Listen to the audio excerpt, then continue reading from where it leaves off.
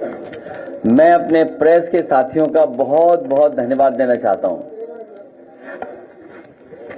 और जब प्रेस के साथियों से नहीं मिलते हैं तो अच्छा नहीं लगता है। इसी बहाने आपसे मिलने का मौका मिलता है। आज हमारे साथ चंदौली और बनारस के सांसद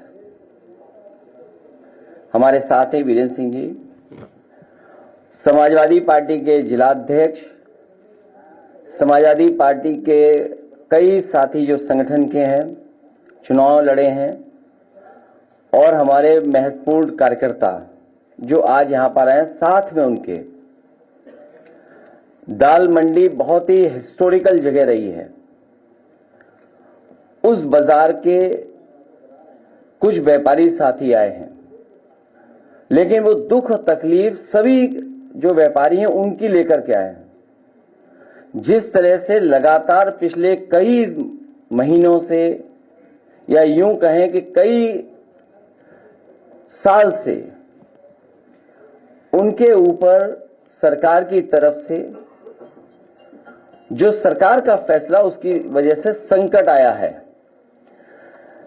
ये कोई हिस्ट्री बचाने का या हेरिटेज को बचाने के लिए योजना नहीं बनी है। बीजेपी के लोगों की तरफ से जो योजना बन रही है, कोई यहां हिस्ट्री बचाने के लिए नहीं है, ना हेरिटेज बचाने के लिए है। ये पॉलिटिकल डिमोलिशन होने जा रहा है। ये पॉलिटिकल अप्रोच है उनकी, और पॉलिटिकल अप्रोच इसलिए है क्योंकि वो चुनाव उस बाजार से या उसके आसपास जीत करके नहीं जा पा रहे हैं। अगर उन्होंने कोई एग्जाम्पलरी काम पहले कोई किया होता, बनारस को क्योटो के बराबर खड़ा करने के लिए, क्योंकि हमने आपने जो तस्वीर या जो विजन देखा, और खुशी तो तब हुई जब ये विजन आया कि हम वाराणसी को क्योटो बनाने जा रहे हैं। क्योटो वो रिलीजियस हेरिटेज सिटी है जापान की, जहां न जाने कितने टूरिस्ट जाते हैं।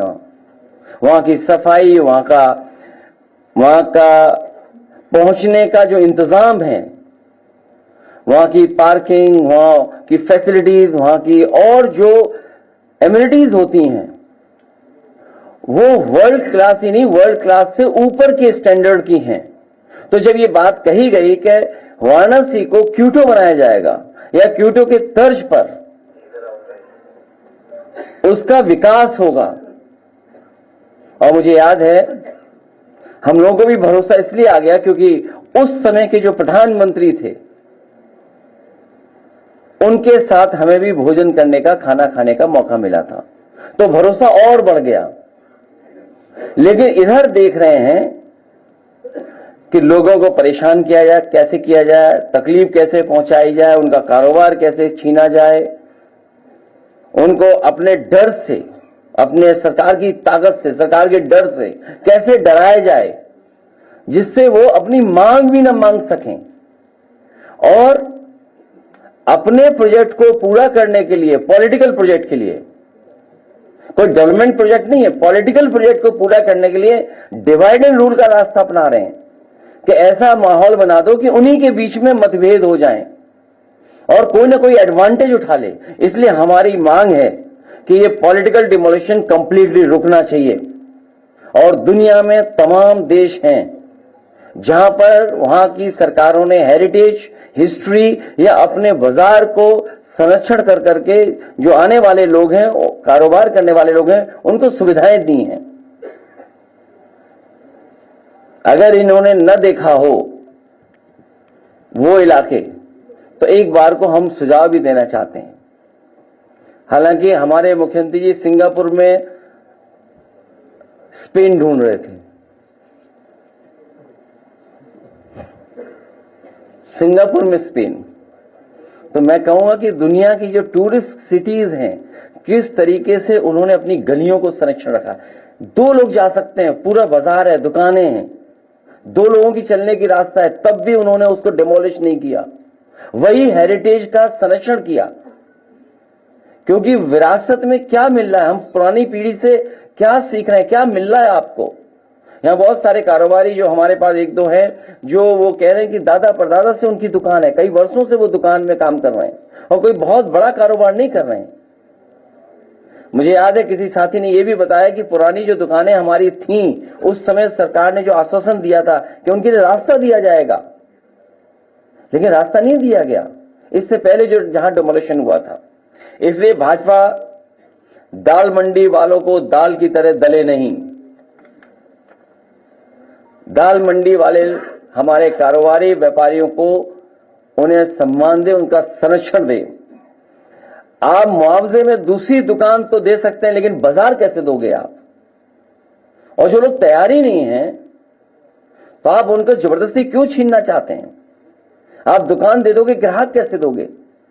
दाल मंडी कोई एक दिन में नहीं बनी है, न जाने कितने वर्षों से लोग वहां कारोबार कर रहे हैं। तो दुकान देने की तो बात करो, लेकिन ग्राहक कैसे आप दोगे? और एक दुकान बनाने में पीढ़ी जमाने लग जाते हैं।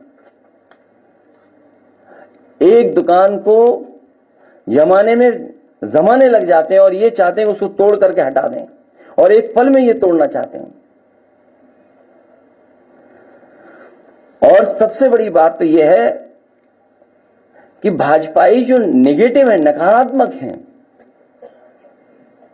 संकीर्ण सोच है, वो कैसे चौड़ीकरण की बात कर रहे हैं?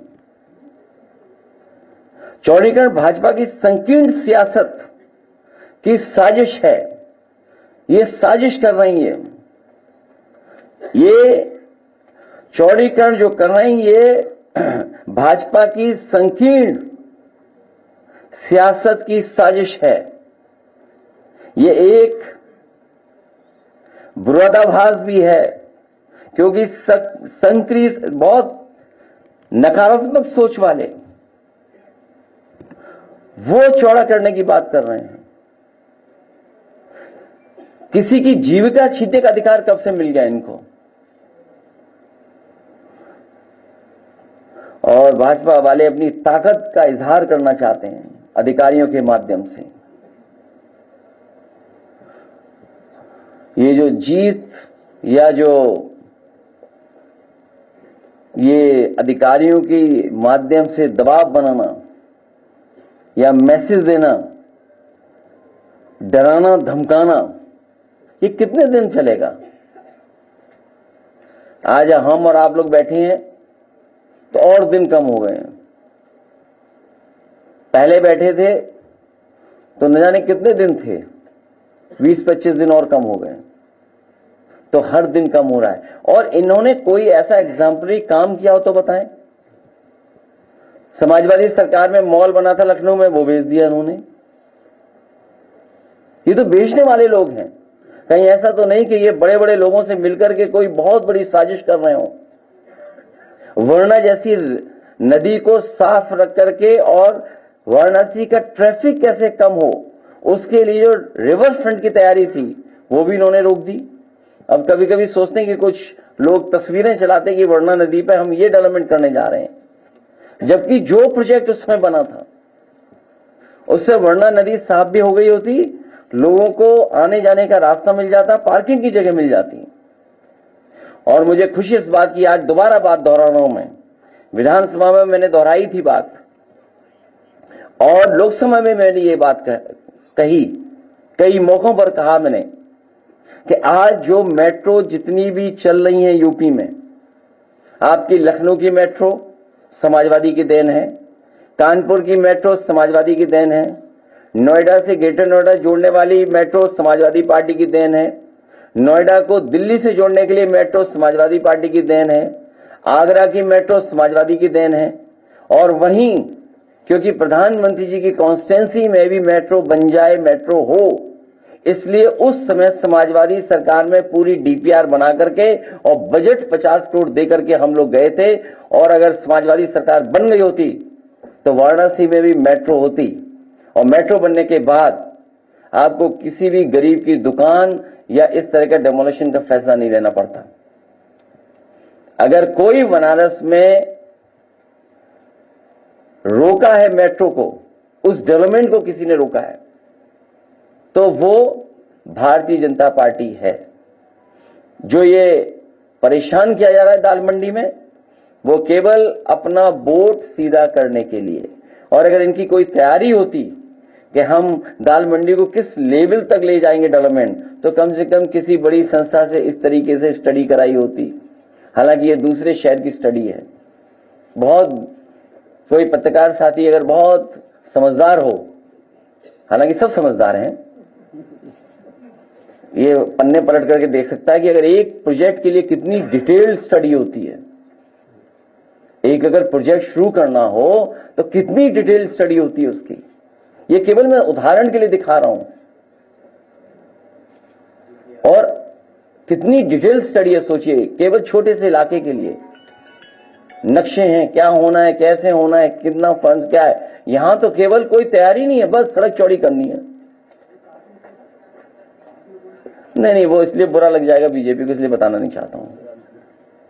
आपको अलग से दिखा दूंगा। आप केवल उन्हीं के पास भेज देना, लेकिन बताओगे नहीं, बोलोगे नहीं है। लो दीजिए उन्हें, पन्ने पलट के देख लो अगर लगे कि नहीं है, और फिर वापस कर देना किताब। ठीक है, मैं चाहूंगा